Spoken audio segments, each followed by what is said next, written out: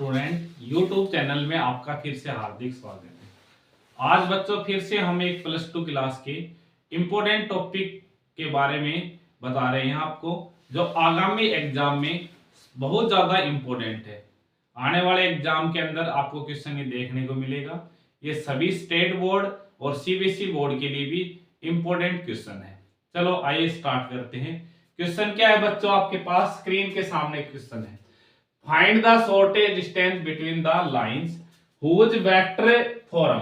जैसे vector form के अंदर आपको क्वेश्चन है, हमें क्या निकालना है बच्चों, शॉर्टेज डिस्टेंस निकालना है किसके बीच में, लाइंस के बीच में। और हमें वेक्टर फॉर्मेट के अंदर आपके पास वेक्टर फॉर्म के अंदर क्वेश्चन गिवन है। देखो बच्चों, इसमें मैं थोड़ा सा एक बार आपको थोड़ी सी डेफिनेशंस क्लियर कर देता हूं। कई बार ये क्वेश्चन क्या जाता है कि find the shortage distance between the lines, skew lines के बारे में जिक्र आ जाता है। पहले बता देते हैं बच्चों स्क्यू लाइंस होती क्या है। पहले मैं बता देता हूं स्क्यू लाइंस होती क्या है। स्क्यू लाइंस क्या होती हैं? स्क्यू लाइंस बच्चों क्या होगी, दो straight line, two straight line in a space is called as skew lines when they are not coplanar. अगर वो क्या नहीं रहे आपके पास, नॉट कोप्लेनर हो, इसका मतलब क्या होगी, वो लाइंस क्या नहीं करेंगी, कभी भी पैरेलल नहीं होगी। स्क्यू लाइंस क्या नहीं होगी, पैरेलल नहीं होंगी। और दूसरी क्या नहीं करेंगी, वो इंटरसेक्ट नहीं करेंगी। इसका मतलब आपके पास इसकी थोड़ी सी डेफिनेशन में आप लोगों को बता देता हूं। क्या लिखोगे, two straight line, two straight line, two straight line in a space, in space, in space are called skew lines, skew lines when they are not coplanar,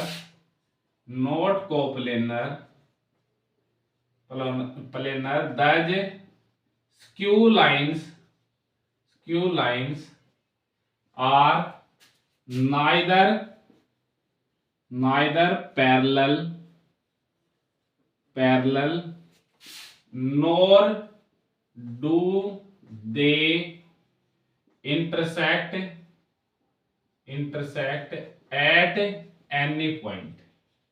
इसका मीनिंग समझो बच्चों क्या होता है। हम दो स्ट्रेट लाइन जो स्पेस के अंदर मिलेगी, स्पेस के अंदर उस स्क्यू लाइंस, उसको स्क्यू लाइन कब बोलेंगे, जब वे when they are not coplanar, जब वो लाइंस क्या रही, कोप्लेनर नहीं हो। The skew lines neither parallel, ये जो स्क्यू लाइन होगी वो न तो पैरेलल होंगी और न ही एक दूसरे को आपस में इंटरसेक्ट करेंगे, एक दूसरे को कभी पॉइंट के ऊपर नहीं काटेंगे। सपोज दैट बेटे ये आपके पास एक प्लेन है। अब ये बोर्ड तो क्या आपके पास 2D है, हम किसकी बात कर रहे हैं, स्पेस की बात कर रहे हैं। मतलब स्पेस के अंदर आपको दो लाइन दिखेगी जो आपस में क्या नहीं करेंगी, एक दूसरे को इंटरसेक्ट नहीं करेंगी और एक दूसरे क्या नहीं रहेंगी, पैरेलल नहीं होंगी। वो क्या कहलाएंगे, आपकी स्क्यू लाइन कहलाएंगी। इसका मतलब ये प्लेन के अंदर मान लो जैसे एक लाइन ये जा रही है, इधर से जा रही है, दूसरा ये प्लेन आपके पास में बना दो, ये प्लेन सेकंड है, तो इसमें ये दो लाइन है आपके पास, ये ऐसे गई और ये ऐसे, तो ये मतलब ये दोनों लाइंस कभी भी आपस में न तो इंटरसेक्ट करें और न ही क्या करेंगे, पैरेलल रहें, तो आपके पास वो क्या कहलाएंगी, स्क्यू लाइंस कहलाएंगी। यहां तक समझ में आ गए होगा। ये मैंने थोड़ी सी एक बार आपको डेफिनेशन बताई। अब आपका जो क्वेश्चन आता है, जो बोर्ड के अंदर मिलता है आपको, कहीं कंफ्यूजन मत होना कि स्क्यू लाइंस होती क्या है। कभी स्क्यू लाइंस के कंफ्यूजन आ गया कि स्क्यू लाइन होती क्या है, तो आपको मैंने ये डिटेल से आपको बता दी स्क्यू लाइन। अब क्वेश्चन आपके स्क्रीन के सामने है। क्वेश्चन क्या आएगा आपके पास, find the shortage distance between the lines whose vector form. Vector form दे रहे, देखो बच्चों लाइंस की जो इक्वेशन है वो क्या होती है वेक्टर फॉर्म में, r is equal to a1 plus का लैम्डा ऑफ b1। दूसरी जो इक्वेशन होती है r vector is equal to a2 plus mu of b2। ये क्या आपके पास दो लाइन की इक्वेशन है। जो आपके पास a1, ये इसको क्या बोलते हैं, पोजीशन वेक्टर, b1 को क्या बोलते हैं, पैरेलल टू दी लाइन बोलते हैं। या इसके दूसरे आपके पास कार्टेशियन फॉर्मेट के अंदर क्वेश्चन मिल सकता है। कार्टेशियन फॉर्मेट के अंदर बच्चों क्या होता है, x माइनस का x1 by a1, y minus का y1 by b1, z minus का z1 बाई c1 अपॉन में सेकेंड लाइन की इक्वेशन x माइनस का x2 by a2 is equal to y minus का y2 by b2 is equal to z minus का z2 by c2। आपको बच्चों दो type से आपको इस क्वेश्चन में दिख सकता है, आपको यहाँ कार्टेशियन में फॉर्म में मिल सकता है या फिर किस में मिलेगा, ये वेक्टर फॉर्म में। अगर आपके पास अगर कार्टेशियन फॉर्म में है तो सबसे पहले हमें किस फॉर्म में बनाना पड़ेगा, इसको वेक्टर फॉर्म में बना लेंगे। वेक्टर फॉर्म में बनाने के बाद अगर वेक्टर फॉर्म जैसे ये x1 y1 z1 इसको क्या बोलते हैं, passing point. a1 b1 c1 इसको क्या बोलते हैं, डायरेक्शन रेशियो। इसमें a1 प्लस लैम्डा और b, a1 का मतलब पोजीशन वेक्टर, पोजीशन वेक्टर मतलब क्या होता है, पासिंग पॉइंट ही होता है। b1 का मतलब पैरेलल टू लाइन, इसमें यहाँ क्या बोल देते हैं, इसको डायरेक्शन रेशियो। आइए आप क्वेश्चन को शुरुआत करते हैं। इसमें क्या दे रखा आपके पास क्वेश्चन में, a1 प्लस ये आगे वाली टर्म्स क्या है, लैम्डा ऑफ b1, ये क्या है आपके पास a2 प्लस का म्यू ऑफ b2। देखो बच्चों, अब देखो इससे कंपेयर कर रहे हैं तो यहां आपके पास a1 कितना है, a1 की वैल्यू है आपके पास i प्लस का j वेक्टर। इसे a2 वेक्टर कितना है बच्चों, ये आपके पास a1 होगा, ये कितना होगा आपके पास a2। इससे कंपेयर करेंगे तो ये 2i प्लस का j माइनस का k वेक्टर। b1 की वैल्यू क्या है बच्चों, b1 की वैल्यू है 2i माइनस का j प्लस का k वेक्टर। b2 की वैल्यू क्या है बच्चों, 3i माइनस का 5j प्लस का 2k। यहां तक सबको समझ में आ गया। अब देखो प्यारे बच्चों, अब क्या करना आपको, इसमें शॉर्टेज डिस्टेंस बिटवीन लाइंस के बीच में फॉर्मूला आपको याद रहना चाहिए, ये याद रखना, shortage distance between the lines. ये क्या फॉर्मूला होता है बच्चों, a2 माइनस का a1 dot product b1 cross b2 upon में b1 क्रॉस b2 का मैग्नीट्यूड, इसका भी मैग्नीट्यूड कर दो और ऊपर भी मैग्नीट्यूड कर दो। अब आइए बच्चों, अब क्या करते हैं, देखो स्टेप वाइज इसके अंदर चलना है। इस फॉर्मूले में क्या फाइंड आउट करना आपको, a2 माइनस का a1। अब आपको, आपने बचपन से सीखते आ रहे हो, सब्ट्रैक्ट करना आपको आता ही है, उसी तरीके से इसमें वेक्टर फॉर्मेट में कर दो। तो इसका मतलब क्या हुआ कि a2 माइनस का a1, a2 कितना है बच्चों, 2i प्लस का j माइनस का k।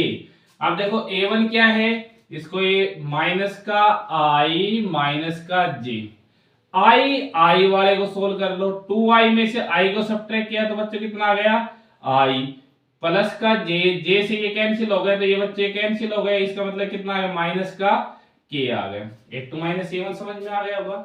अब देखो बच्चों क्या करना है, a2 माइनस का a1 डॉट प्रोडक्ट क्या है, b1 क्रॉस b2। अब देखो b1 क्रॉस b2, हम वेक्टर के केस में क्रॉस प्रोडक्ट कैसे फाइंड आउट करते हैं वो देखें। b1 क्रॉस b2 आपको फाइंड आउट करना है, इसका मतलब आपने डिटरमिनेंट्स का कॉन्सेप्ट जरूर पढ़ा होगा, नहीं आता समझ में, देखें बच्चे बोर्ड की तरफ देखो, i j k वेक्टर लिख दिया हमने। i का मतलब क्या है कि i का कंपोनेंट क्या है, यहाँ 2, j का कंपोनेंट कितना है, -1, k का कंपोनेंट k के आगे, कंपोनेंट मतलब बच्चों k के आगे। यहाँ देखो i का यहाँ कंपोनेंट कितना है 2, j का कंपोनेंट कितना है -1, k का कितना है 1, इसमें इसका i का यहाँ कंपोनेंट कितना है 3, यहाँ कितना है -5, ये कितना आपके पास 2। अब देखो बच्चों आपके पास इसका हम क्या करेंगे, आई वेक्टर जैसे मैंने निकाला तो आई वेक्टर इज इक्वल टू, यहां कितना आ गया आपके पास, 2 को इससे मल्टीप्लाई करेंगे तो माइनस का 2, इसको इसके साथ मल्टीप्लाई करेंगे तो माइनस माइनस क्या हो जाए बच्चों, प्लस का 5। तो इसके साथ आगे देखो माइनस का जे वाला इसको छोड़ दो और इसको छोड़ दो, 2 को 2 से मल्टीप्लाई करेंगे तो यहाँ कितना जे 4। देखो बच्चों ऐसे ध्यान रखना, आई वेक्टर लिखा तो आई को दबा लो और आई के रो वाली और कॉलम वाले, तो जो बच गया उसको एलिमेंट को मल्टीप्लाई कर दो। इसी तरीके जे वाले को आपने रो और जे कॉलम, इसको छोड़ देंगे तो 2 को 2 से मल्टीप्लाई 4, 3 को इससे करेंगे तो माइनस का 3 हो गया, प्लस का के वेक्टर, के को छोड़ेंगे तो के के सामने वाली और इसको छोड़ेंगे। -5 को 2 से मल्टीप्लाई किया तो बच्चों कितना आ गया -10।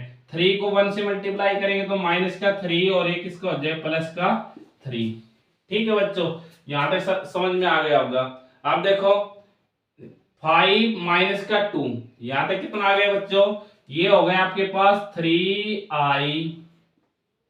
4 में 3 को सब्ट्रैक्ट करेंगे, यहाँ कितना आ गया 1, तो -j, और ये देखो -10 + 3 कितना हो जाएगा -7k। यहां तक समझ में आ गया होगा बच्चों, यहां तक समझ में आ गया होगा। आप देखो इसके बाद, देखो इसके बाद आपके पास क्या फॉर्मूला बताया था मैंने, a2 - a1 dot product b1 cross b2। अब ये जो आपके पास b1 क्रॉस b2 आया है, ये बच्चों आया है, इसका मतलब क्या है, इसका आप क्या कर दो, मैग्नीट्यूड कर दो। मैग्नीट्यूड का मतलब क्या होगा आपके पास, b1 क्रॉस b2 का मैग्नीट्यूड करेंगे तो b1 क्रॉस b2 इसका मैग्नीट्यूड करें बच्चों, b1 क्रॉस b2 का मैग्नीट्यूड करेंगे तो कितना आ गया यहाँ देखो i का कंपोनेंट कितना है 3, तो आप मैग्नीट्यूड निकालते तो i का कंपोनेंट का स्क्वायर, j का कंपोनेंट का स्क्वायर, k का कंपोनेंट का स्क्वायर और सबके ऊपर रूट लगा दो। तो यहाँ 3 का स्क्वायर कितना होगा 9 + 1, 7 का स्क्वायर करेंगे तो 49, ये कितना हो गया बच्चों 59 आ गया। अब देखो इसमें मैंने b1 क्रॉस b2 का मैग्नीट्यूड भी फाइंड आउट कर लिया।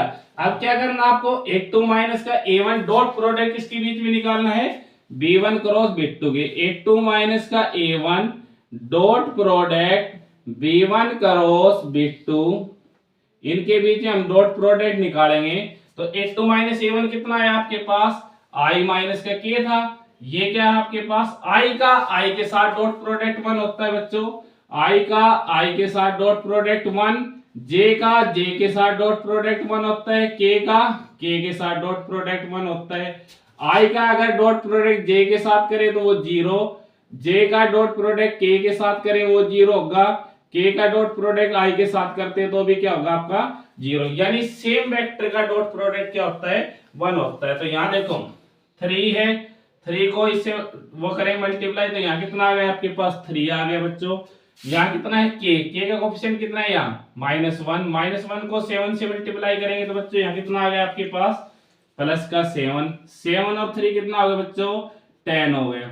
अब देखो सब चीजें आपके पास आ चुकी, इसका मतलब क्या करना था आपको, shortage distance between the lines के बीच में निकालना था। a2 - a1 dot product b1 cross b2, ये आपके पास कितना आ गया 10 आ गया।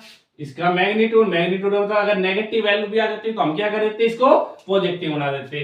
b1 क्रॉस b2 का मैग्नीट्यूड कितना आ गया आपके पास √59, इसका मतलब क्या आ गया last answer, shortage distance between the lines.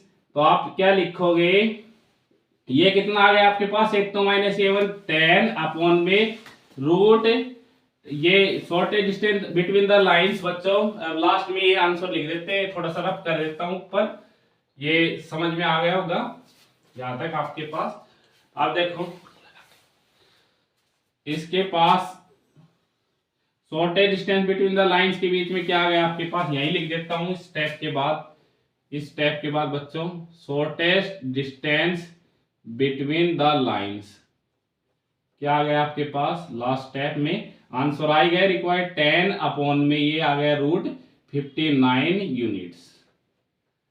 ठीक है बच्चों, ये क्वेश्चन आपको जरूर समझ में आया होगा। अगर ये समझ में आया तो बच्चों लाइक और सब्सक्राइब जरूर करें। Thank you.